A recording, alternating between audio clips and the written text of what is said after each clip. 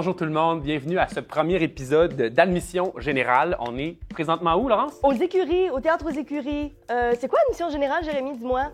Admission Générale, en fait, c'est ce qu'on propose, un calendrier de la programmation théâtrale, culturelle, montréalaise et francophone qui commence dès maintenant. En fait, c'est déjà commencé. Donc, on est un peu en mode rattrapage pour quelques shows, mais on va vous faire un beau panneau de ce qui joue sur scène dans les 2 prochaines semaines. Et puis, on le fait avec un petit support visuel pour vous montrer c'est où les shows, c'est quoi qui se passe, c'est quoi les affiches. On est dans ce mode-là. On vous démêle, puis on se démêle en même temps. Exact. On prend pas position, on fait juste tout vous shooter les formations, puis vous faites ce que vous voulez avec ce qu'on a trouvé dans nos recherches. Alors, on est présentement au théâtre, aux écuries. Parce que tant qu'à parler des théâtres, pourquoi pas les visiter puis vous donner un petit peu de visuel? On est au café du Théâtre des Écuries, centre de création. Fait qu'on commence ça comme ça, puis on vous shoot un calendrier direct là. Premier spectacle? Où ça? À la Licorne. À la Licorne. Les étés souterrains. Oui. Un texte de Steve Gagnon, mise en scène d'Édith Patnaud. C'est présenté du 5 au 23 septembre. Synopsis. La pièce offre la vision d'une femme sur la solitude. Elle vit entre 2 pays, enseigne la littérature à Montréal et retrouve ses amis et amours dans le sud de la France. Intriguant. Intriguant. Où est-ce qu'on se transporte? C'est au Prospero qu'on s'en va. Oui. Hidden Paradise de Marc Bellan et Alix Dufresne du 5 au 16 septembre. Donc, c'est maintenant. À partir de l'écoute de l'entrevue radiophonique du philosophe et économiste Alain Deneau à Radio-Canada, Alix Dufresne et Marc Bellan s'indignent de l'évasion fiscale. Les artistes transforment le pamphlet radiophonique en chorégraphie. Puis c'est un spectacle qui a déjà tourné, donc c'est le moment, si jamais vous ne l'avez pas vu, de le voir. Ensuite, on se transporte au Katsu. Oui. Pour la dernière cassette, spectacle d'Olivier Chouanière, présenté du 5 au 30 septembre. On voit sur scène Violette Chevaux qui se met dans la peau de AB, un vieil homme de 75 ans qui réécoute ses cassettes pour comprendre son existence et créer sa dernière cassette. Ah, on se transporte maintenant au Théâtre du Rideau Vert. Rideau Vert? Oui! C'est en fait la création de Marie Brassard qui s'appelle L'Ombre, avec toute une bande de 9 comédiens fraîchement diplômés des écoles de théâtre. On y reviendra plus tard dans l'épisode pour un peu plus de détails sur cette production, mais c'est une exploration autour de l'ombre comme matériel de création. Ce spectacle se veut un hommage à l'ambiguïté et au doute. À suivre. À suivre. On se déplace chez Duceppe. Oui. Pour Salle de nouvelles du scénario de Paddy Chayefsky, mise en scène de Marie-Josée Bastien. C'est présenté du 6 septembre au 7 octobre. Synopsis, le présentateur vedette Howard Bell n'attire plus l'audience. Alors qu'on lui annonce son renvoi, il menace de se suicider à la télévision. Réflexion sur la société du spectacle. C'est une adaptation du film Network de Lee Hall. OK. Je nous amène maintenant au Denis Pelletier, juste ici. Oui. Et en fait, c'est L'amour looks something like you d'Éric Noël qui jouera du 29, qui a déjà commencé, du 29 août au 16 septembre. On décrit ça comme ça. Printemps 2020, on s'en rappelle. Pendant que l'humanité s'isole, un rorqual s'égare dans le fleuve Saint-Laurent jusqu'au port de Montréal. Confiné dans son appartement, une personne non-binaire s'éprend à distance de cette baleine à bosse. Le drame poétique est joué à chaque fois par un ou une interprète différent, issu de la communauté LGBTQ+. Donc, à voir et à revoir. Et à revoir. Peut-être chaque soir, il y a des petites nuances. C'est intriguant quand même comme proposition. Puis, belle découverte d'interprète. C'est super. Exactement. On s'en va où? On s'en va au TNM, on se fait chic. On va voir Courville de Robert Lepage, donc qui assure évidemment le texte, la conception, la mise en scène. Et ça, c'est du 12 septembre au 7 octobre. Donc, on assiste à une réflexion de Robert Lepage sur l'adolescence. Il utilise pour cela le boom-carou. Boom-carou. Une forme du théâtre japonais où les marionnettes géantes représentent la pensée du protagoniste. Wow! Je nous amène... Ben, mon Dieu, oui. Et je nous amène à l'usine C. Oui. On s'en va ici. Métro. Alors, le tableau final de l'amour revient du 5 septembre au 16 septembre. Oui. En fait, c'est une reprise depuis le FTA qui était au printemps dernier. Tableau final de l'amour est publié en 2020 par Larry Tremblay. C'est Angela Conrad qui fait la mise en scène de ce spectacle. Alors, inspiré par la vie du peintre Francis Bacon, l'écrivain révèle une quête artistique viscérale et sans compromis dans une Europe déchirée par 2 guerres mondiales. À revoir ou à voir si on le manque. Et finalement? Oui. C'est-tu le dernier? Je pense que c'est le dernier. OK. Espace libre? Oui. Hop. Le dernier, et non le moindre, La traversée du siècle de Alice Ronfort. Donc, c'est présenté le 2 septembre uniquement. C'est après-demain. Oui, parce que là, c'est une odyssée immense, un spectacle qui rend hommage aux œuvres théâtrales et littéraires de Michel Tremblay. Donc, 7 théâtres se sont unis pour lui rendre hommage et l'Espace Libre ouvre sa saison avec ce projet titanesque. La traversée du siècle vient de passer aussi au Théâtre d'aujourd'hui la semaine dernière, le 26 août. Donc, tout au long de la saison, on pourra le retrouver à différents endroits. Mais le 2 septembre, Cet événement historique, le 2 septembre, à à l'Espace l'Espace Libre. Voilà pour les 2 prochaines semaines. Donc, on plonge, Jérémy? On plonge!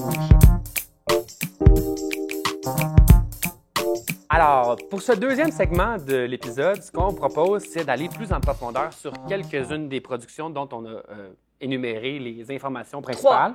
On en prend 3.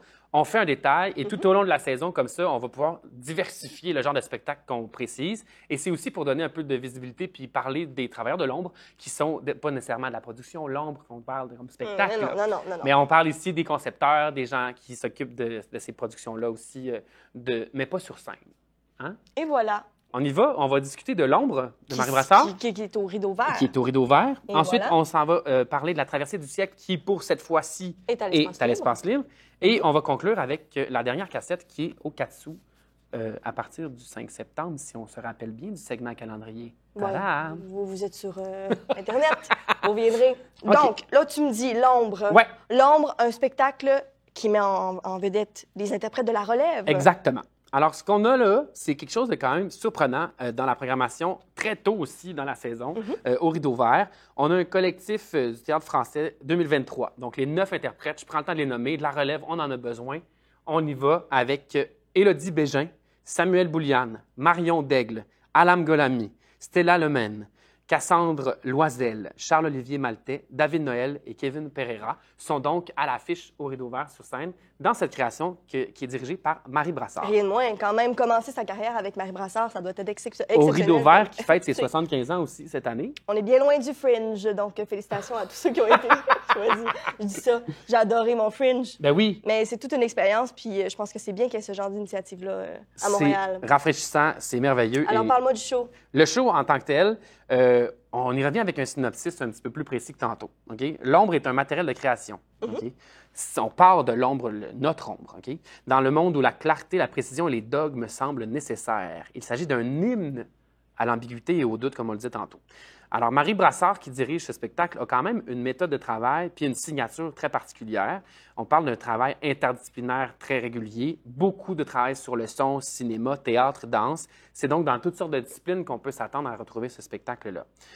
On a d'ailleurs remarqué que les interprètes, en répétition sur les pubs du Rideau Vert, sur leurs réseaux sociaux, étaient microphonés aussi. Donc, on peut s'attendre peut-être à cette signature-là d'un travail sur la voix ou quelque chose de peut-être onirique ou du genre. Ça, c'est ce que je pourrais peut-être avoir en tête si moi, je me rendais au Rideau Vert pour voir cette production-là. Surtout que Alexander McSween, qui est un collaborateur fréquent de Marie Brassard, est là pour la musique. On le sait qu'il y a du rock dans sa musique, il y a de l'improvisation, il y a souvent des musiciens sur scène dans les spectacles de Marie aussi. Donc, il y a quelque chose dans cet environnement sonore-là qui vient peut-être donner une autre profondeur à cette ombre qui est explorée. Et aux éclairages, il y a Paul Chambers qui est là aussi comme concepteur et qui a quand même un gros bagage dans le monde de la danse. Donc, il y a clairement quelque chose dans la silhouette aussi qui va être précisé. Je fais plein de suppositions. En fait, c'est pour réfléchir à qu'est-ce qu'on peut s'attendre de ce spectacle-là avant d'y aller. Donc, œuvre très complète, exercice très complet pour ces jeunes interprètes. Moi, tu sais, déjà, tu me parles d'une part d'ombre, de ce qui est caché. Tu me parles de doute. Pour moi, c'est des thèmes qui sont très fondamentaux au début d'une carrière. Donc, je pense que à la fois l'œuvre et ceux qui la composent auront beaucoup à dire sur le sujet. Donc, bien hâte de voir ça. Exact. Donc, une grande création, en tout cas, qui me donne envie d'y aller. Ça, je peux le dire. Ben. Et alors là, on se transporte dans quelque chose de complètement différent. Oui, je t'écoute. On s'en va sur la traversée du siècle qui est pour l'instant à l'Espace Libre, juste Oui. ici, le 2 septembre. On parle d'une pièce fleuve. Une pièce, une lecture. On est dans l'entre-deux entre la littérature de Michel Tremblay, son univers, sa généalogie complète. On parle d'un travail de 12 heures, là. C'est comme pièce avec plusieurs pauses. Donc, ça dure 12 Je heures. dis que c'est un travail aussi pour le spectateur. Oui, un d'une certaine marathon. façon. C'est un marathon, c'est une expérience. Je pense qu'on peut vraiment dire que c'est un événement historique qui sera allé dans plusieurs théâtres à Montréal dans l'année qui s'en vient et qui est déjà commencé. C'est 4000 pages de textes et d'organisation. Puis là, on parle de composent textes tout de ça. théâtre et de roman, si je me trompe Théâtre et roman, c'est tout un mélange que Alice Ronfort a fait comme travail d'adaptation. Donc, il y a beaucoup d'interprètes sur scène aussi, à savoir. On parle de la famille de Victoire, Albertine et Thérèse, des personnages très bien connus de Tremblay, du début du 20e siècle jusqu'à 2016. Donc, il y a vraiment tout un historique qui est traversé. Fait que la traversée du siècle, c'est une traversée du siècle familiale, peut-être, Oui. ou en tout cas dans cet univers-là, un peu à la Balzac, là, quelque chose de très romanesque dans une proposition de lecture scénique. C'est complètement intriguant. Il faut savoir que Tremblay s'est quand même bien laissé en retrait de ce travail-là. Il a fait confiance, il se laisse surprendre. Donc, c'est vraiment un rattrapage. C'était une idéation, en fait, d'André Brassard et Alice Ronfort que d'aller faire cette traversée du siècle-là. Oui. Et puis, au final, bien, c'est comme un cadeau pour les 80 ans de Tremblay qu'Alice Ronfort lui a fait. Et puis, un cadeau pour, je pense, tous les amateurs de théâtre et de l'univers de Tremblay que de recevoir cette œuvre monstre d'une façon, mais complètement dans l'intimité des familles. En tout cas, moi, je trouve ça génial. Donc, on peut faire des liens aussi entre deux programmations, parce que là, Ouais. on a une œuvre qui s'en vient, mais je pense que je vais te laisser faire le pont avec l'autre. Oui! On a un petit lien à faire avec André Brassard, Violette Chauveau. Effectivement. Là, il y a des thèmes dans ce début de saison. Oui, exactement. En fait, il faut se rappeler le décès récent dans la dernière année d'André Brassard, qui était le premier collaborateur de Michel Tremblay. De longue haleine aussi, ils ont travaillé ensemble. Donc, suite à son décès, il y a quand même un projet qui est né. Olivier Chouanière, donc avec la dernière cassette au 4 sous, c'est un solo sur scène par Violette Chauveau, qui se retrouve aussi dans La traversée du siècle. C'est automne, mais donc, il y a quand même cette espèce d'hommage, je pense, qui se rejoint dans la saison actuelle vers Michel et vers André. Deux personnes qui ont marqué l'histoire du théâtre et qui sont comme des pères fondateurs de notre discipline aussi, ou de notre genre d'art vivant qu'on aime bien et qu'on pratique tous les deux. Oui, tout à fait. Puis Violette Chauveau a été très proche d'André Brassard. Exactement. Elle a joué du Michel Tremblay. Donc, on a ce lien-là aussi qui se prolonge jusqu'aux interprètes, pas juste les gens exact. Exact. Et donc, c'est ce qu'on peut retrouver au 4 sous cet automne.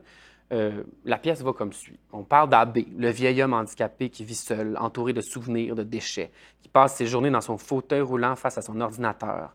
Abbé écoute ses anciens enregistrements de cassettes de sa propre voix et fait le point sur son existence. Il enregistre une dernière cassette, donc l'ultime cassette, c'est le titre de la pièce. On fait vraiment référence ici, dans cette création, à la dernière bande de Samuel Beckett, qui est dans un univers vraiment particulier. Pour ceux qui connaissent Beckett, vous pouvez vous attendre déjà à peut-être quelque chose, mais c'est un des auteurs forts du théâtre de l'absurde. On va dans quelque chose de très étrange, dans l'étrangeté des choses. Fait qu'il y a cette recherche-là aussi d'un univers complètement éclaté, là, où on est plus ou moins dans un temps réel, on est plus ou moins dans un endroit précis. Fait qu'il y a quelque chose dans cette parole-là qui tourne autour de la mémoire, des cassettes déjà enregistrées, le point sur l'existence. C'est quand même, je pense, d'une façon aussi un hommage à la parole d'André Brassard, qui était quand même fondatrice sur la réflexion sur l'art au Québec. Mais par exemple, Abbé n'est pas directement André Brassard. Non, on parle d'un personnage, mais on voit qu'il y a quand même une inspiration forte. Puis c'est une part peut-être d'hommage, mais dommage, pas une part d'hommage. Dommage, oui, j'entends. Voilà. Imagine. Et donc, Violette Chauveau sur scène, c'est André Brassard, c'est à propos d'André Brassard où on en parle, mais c'est Olivier Chouanière, je veux dire, qui assure la mise en scène. Beaucoup de concepteurs impressionnants aussi pour ce solo. Dis-moi. Il y a énormément de gens sur ce spectacle-là, mais je veux pointer aussi le travail sonore d'Éric Forget, puisqu'on parle de la dernière cassette. Il y a beaucoup d'univers, beaucoup de personnages peut-être qui entourent. J'en parle un petit peu avec ce point de vue préalable, puisque j'ai participé à cette production-là en tant que machiniste et régisseur sur scène. Donc, conception sonore d'Éric Forget. Est-ce qu'on peut dire que cette omniprésence-là de la cassette et du son est un personnage à part entière? Bien, c'est à découvrir. Qu'est-ce que sont les personnages? Est-ce qu'il y en a? Est-ce qu'il n'y en a pas? Je pense que c'est encore une zone grise du théâtre de l'absurde qui nous permet de se laisser emporter par le discours qui nous est proposé, puis écouter ce qui se passe, voir qui est là, où est-ce qu'on est. C'est un peu un travail aussi, je pense, pour la personne qui écoute. D'introspection, de voir où ça résonne chez nous. Il n'y a pas de réponse, si je peux me permettre. Oui, bien, on laisse les gens se faire leur réception de cet univers-là. Donc, c'est ce qui conclut le premier épisode d'Admission Générale. Donc, pour avoir l'entièreté du calendrier, surveillez nos réseaux sociaux. Ce sera publié sur Facebook et Instagram. Comme ça, vous pourrez avoir un beau visuel de tout ce qu'on vient de vous déverser là. Exactement. On aura aussi des épisodes à venir. Donc, on est avec vous tout au long de la saison.